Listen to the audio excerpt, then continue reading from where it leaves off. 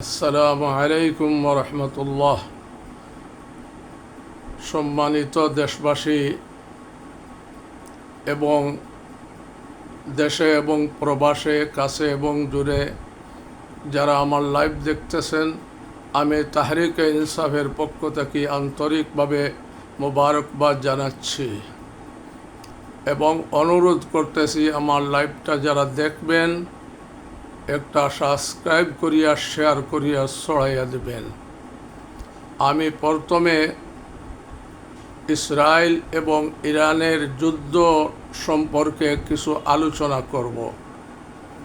আমি প্রথম আরববাসীকে আপনার সংশোধন করার জন্য বলবো, আইয়ুহাস সুলতানুল আরব, আইয়ুহাল হুক্কামুল আরব, আনতুম তানজুরুনা ইলা ফিলিস্তিন ওয়া আনতুম তাকুলুনা আত-তাআম ওয়া তাঈশুনা ফিল বুনিয়ান ওয়া ফিল ফিলিস্তিন লাইসা লাহুম হুনাকা তাআমুন ওয়ালা মাকান। আইয়ুহাল হুক্কামুল আরব, আখরিজু আল আসকারিয়াতুল আমেরিকিয়াহ ফি জাজিরাতিল আরব, আখরিজু আল আসকারিয়াতুল আমেরিকিয়াহ ফি জাজিরাতিল আরব ওয়াল ইয়াহুদা ওয়ান নাসারা, আখরিজুল ইয়াহুদা ওয়ান নাসারা ফি জাজিরাতিল আরব। সম্মানিত আরববাসী এবং বিশ্বের সমস্ত মুসলমানদেরকে, মুসলমান হুকুমরানদেরকে সম্বোধন করিয়া আরজ করতেছি, আপনারা দেখতেছেন ইরান এবং ইসরায়েলের যুদ্ধ। ইসরায়েল একটা অভিশপ্ত জাতি, যাদেরকে কোরআন এবং হাদিসে এদেরকে অভিশপ্ত উপাধি দিয়েছে। এই জাতি দখলদার ফলস্তিনের জায়গা দখল করিয়া, ফলস্তিনের মাটি দখল করিয়া এই দখলদার বাহিনী ফলস্তিনকে ধ্বংস করছে। এখন ইরানকে ধ্বংস করার জন্য যুদ্ধ আরম্ভ করছে এবং ইরানের এত বড় বড় লিডার, পারমাণবিক বিজ্ঞানী, এরা সবাইকে শহীদ করেছে। এবং আপনারা দেখছেন যে ডোনাল্ড ট্রাম্প সে বলতেছে যে আমি কোনো যুদ্ধের জন্য ইসরায়েলের পক্ষে যাব না, 2 সপ্তাহ অপেক্ষা করব। এর মধ্যে যতটা ঘাঁটি ছিল সব ঘাঁটি থেকে সৈন্য এবং অস্ত্র সব কিছু সরাইয়া ফেলছে।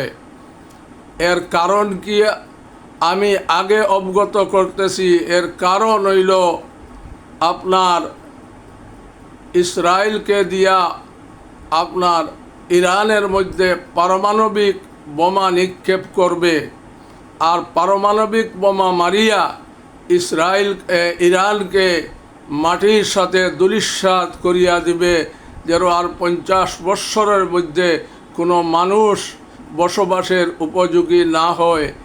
এই পন্থা অবলম্বন করিয়া ডোনাল্ড ট্রাম্প নিজেকে নির্দোষ দাবি করিয়া আপনার সমস্ত সৈন্য সামর্থ্য এবং সমস্ত ডিস্ট্রয়ার যেগুলা আপনার সাগরের মধ্যে আনছিল সব কিছু সরাইয়া ফেলছে। এর কারণ ইরানকে পারমাণবিক নিউক্লিয়ার বোমা মারিয়া ইরানকে ধ্বংস করিয়া দিবে, এই জন্য অপেক্ষা করতেছে। তলে তলে এই কাজ করতেছে, আর উপরে উপরে দেখাইতেছে যে আমি যুদ্ধ চাই না, এই জন্য আমি সরঞ্জামাদি সব কিছু আরব যেখানে গাড়ি আছে সেখান থেকে নিয়ে যাইতেছি। আমি আরববাসীকে সম্বোধন করিয়া বলবো যে আপনারা এই আমেরিকার সৈন্যদের ঘাঁটি কেন দিলেন?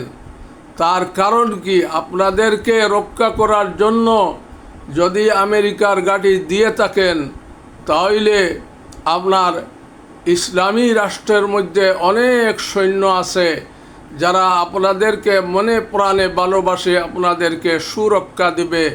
আপনি মুসলমান রাষ্ট্র থেকে সৈন্য না দিয়া, মুসলমান রাষ্ট্রের সৈন্যর ঘাঁটি না দিয়া আপনি আমেরিকার সৈন্যের ঘাঁটি কেন দিলেন? এর কারণ হইল এই জাজিরাতুল আরব, মধ্যপ্রাচ্য যে সম্পদ আছে, অন্য কোথাও এই সম্পদ নাই। এই সমস্ত খনিজ সম্পদ লুণ্ঠন করিয়া আপনার ইউরোপ এবং আমেরিকায় নিয়ে যাইবে, এই জন্য এই গাঁটিগুলা দিয়েছে। এই জন্য আরববাসীকে বলবো, আপনারা অনতি বিলম্বে আমেরিকার লস্কর, আমেরিকার সোলজারকে জাজিরাতুল আরব থেকে আপনারা কলে কৌশলে সরাইয়া দেন। আপনাদের সুরক্ষার জন্য যদি সৈন্য লাগে, তুরস্ক আছে, মালয়েশিয়া আছে, পাকিস্তান আছে, বাংলাদেশ আছে, এদের কাছ থেকে সৈন্য নিয়ে আপনাদেরকে সুরক্ষা দিবেন। এই কাজটা মেহরবানি করে করেন।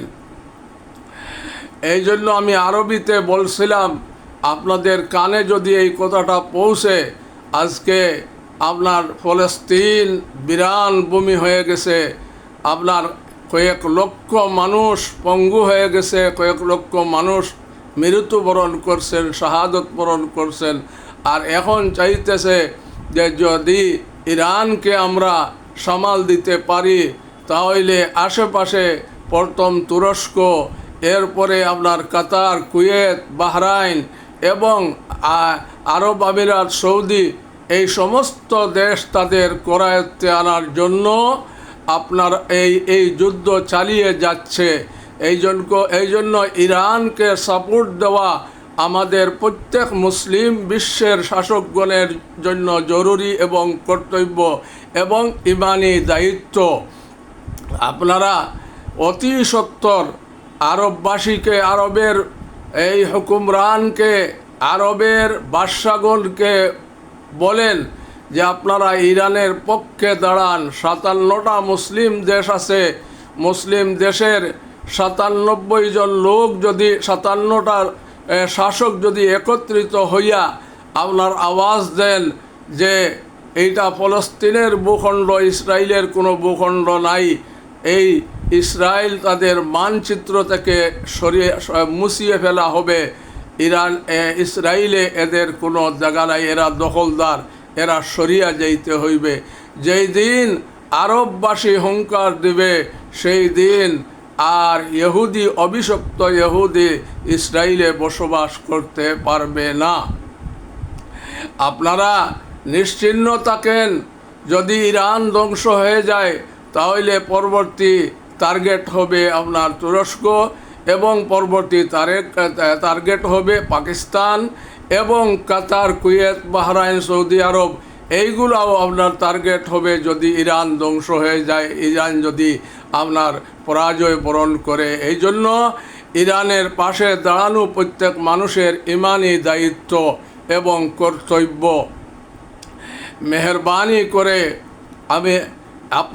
আপনারা দেখছেন যে মোসাদের এজেন্ট আপনার ইরানের মধ্যে এবং ভারতের 38 জন গুপ্তচর ইসরায়েলের পক্ষে গুপ্তচর করার কারণে 38 জনকে ফাঁসি দেওয়া হয়েছে, এবং মোসাদের আরও 7 জনকে ফাঁসি দেওয়া হয়েছে গুপ্তচর বৃত্তি করিয়া। এই যে বড় বড় পারমাণবিক বিজ্ঞানী এবং হুসাইন সালামি এবং আরও বড় বড় লিডারদেরকে ধ্বংস করছে, শহীদ করছে, এক এক করিয়া ইসমাইল হানিয়া এবং আপনার হুসাইন সালামি এবং কাশেম সুলেইমানি, এইরকম করিয়া এখন খামেনিকে আপনার হত্যা করার জন্য তারা প্রস্তুত হইয়া আছে। কিন্তু খামেনি আপনার শাসনভার আমেরিকা, ইসরায়েলের, ইরানের সোলজারের হাতে, সেনাবাহিনীর হাতে অর্পণ করিয়া দিছেন যে আমার কোনো দায়িত্ব নাই, আপনাদের কাছে দায়িত্ব দিয়া দিলাম, আপনার যুদ্ধের প্রস্তুতি নেন, যুদ্ধ আপনার করেন। আলহামদুলিল্লাহ এখন পর্যন্ত যা দেখছি, যেভাবে ইসরায়েল গাজা বানাইছিল, এইভাবে প্রায় ইসরায়েলও এইরকম মাটির সাথে মিশিয়া গেছে। তাদের কাছে আর কোনো অস্ত্রর মজুদ নাই, শেষ হয়ে গেছে, ফুরিয়ে যাইতেছে। এখন তারা আপনার একমাত্র ভরসা পারমাণবিক নিউক্লিয়ার বোমা ইরানের উপরে ছাড়বে এইটা আমেরিকার ইশারায়। এই জন্য সতর্ক হয়ে যান সমস্ত দেশবাসী, সমস্ত বিশ্ববাসী। আপনারা সব মুসলিম দেশের শাসকগণ একত্রিত হন, আর একত্রিত হইয়া আপনার আমেরিকা এবং ইসরায়েলকে সাবধান করিয়া দেন যে নিউক্লিয়ার বোমা এবং পারমাণবিক বোমা যেন ইরানের উপরে বা কোনো দেশের উপরে আপনার ছুটতে না পারে, এই জন্য সতর্কবাণী করিয়া দেন। এই যে ভারতের যে গুপ্তচর 8 জনকে তারা ফাঁসি দিয়েছে, ঠিক তেমনিভাবে বাংলাদেশের মধ্যেও আপনার এই ভারতের গুপ্তচর অনেক আছে। বিএনপির মধ্যে আছে, আর্মির মধ্যে আছে, এবং আওয়ামী লীগের মধ্যে তো আছেই। এদেরকে অনতিবিলম্বে চিহ্নিত করিয়া এদেরকে ফাঁসিতে ঝুলান, আর না হয় ইরানের যে অবস্থা হয়েছে বাংলাদেশেরও এই অবস্থা হবে। এই জন্য মুসলমান দেশ বাংলাদেশ, আপনারা সোচ্চার থাকেন, আপনাদের বিবেককে কাজে লাগান, আর কাজে লাগাইয়া এই ভারতের গুপ্তচরকে আপনারা চিহ্নিত করিয়া এদেরকে গ্রেফতার করিয়া আইনের আওতায় আনুন মেহরবানি করে। আর সমস্ত ইসলামী দলকে বলবো যে আপনারা সব দ্বিধাদ্বন্দ্ব ভুলে, কোনো টাকার কাছে মাথা নত না করে, আপনারা সব ঐক্য গঠন করিয়া এক প্ল্যাটফর্মে একত্রিত হন, আর একটি মার্কা নিয়ে আর একটি বাক্স নিয়ে আপনার নির্বাচনের জন্য প্রস্তুত হন। যদি এই কাজ করতে পারেন তাহলে আপনারা নির্বাচনে জয়লাভ করতে পারবেন। আর যদি আপনাদের মধ্যে দ্বিধাদ্বন্দ্ব কাদা ছুড়াছুড়ি থাকে তাহলে আবার এই ফ্যাসিস্ট সরকার আবার আসিয়া আপনাদেরকে ধ্বংস করবে, ওলামায়ে কেরামকে ধ্বংস করবে, এই জাতিকে ধ্বংস করবে। ভারত যেভাবে মুসলিম বিদ্বেষ, এইভাবে ইসরায়েলও মুসলিম বিদ্বেষী ছিল, মুসলিম বিদ্বেষী, ভারতও মুসলিম বিদ্বেষী। এই জন্য ভারত আর ইসরায়েল, ভারতে সাহায্য করতেছে ইসরায়েলকে, লোন দিয়া, অস্ত্র দিয়া, আপনার সোলজার দিয়া সাহায্য করতেছে এই ইসরায়েলকে। কোনো মুসলমান দেশকে সাহায্য করতে না, মুসলিম বিদ্বেষী। যেভাবে হাসিনা ছিল মুসলমান বিদ্বেষী, ইসলাম বিদ্বেষী, ঠিক তেমনিভাবে ভারতের মোদিও ইসলাম বিদ্বেষী, মুসলমান বিদ্বেষী। এই জন্য এদের থেকে, ভারতের লোক থেকে, ভারতের থেকে আপনার সাবধান থাকার জন্য ডক্টর মোহাম্মদ ইউনূস মাননীয় প্রধান উপদেষ্টাকে আমি আরজ করতেছি, আপনি সাবধান থাকুন। আর না হইলে আপনার ইরানের যে অবস্থা হয়েছে, আপনার এইভাবে এই ররা এবং রয়ের দালালরা, এই বাংলাদেশের লোকরা আপনাকে এইভাবে হত্যা করবে। এই জন্য আগে থেকে আপনি সোচ্চার থাকুন। লাস্টে আমি আবার আরজ করব যে সমস্ত 57টা মুসলিম দেশের শাসকগণ অনতিবিলম্বে একত্রিত হন, দেরি করবেন না। দেরি করলেই পারমাণবিক বোমা, আণবিক বোমা ইরানের উপরে ছাড়িয়ে দেবে। আর ইরান যদি পরাজয় বরণ করে তাহলে আশেপাশের কোনো দেশ আর থাকবে না, সব দেশকে গ্রাস করিয়া ফেলবে। এই জন্য মেহরবানি করিয়া আপনারা অতি সত্বর মুসলিম দেশগুলার সমস্ত শাসকগণ একত্রিত হন, আর একত্রিত হইয়া আপনার ইরানের পক্ষে দাঁড়ান, আর ইসরায়েলকে শায়েস্তা করার জন্য, ইসরায়েলকে এই মাটি থেকে মুছে ফেলার জন্য, এই দখলদারকে আপনার সরানোর জন্য, দখলদারকে হত্যা করার জন্য আপনারা প্রস্তুতি নেন। আর আপনার স্বাধীন ফিলিস্তিন রাষ্ট্র ঘোষণা করেন।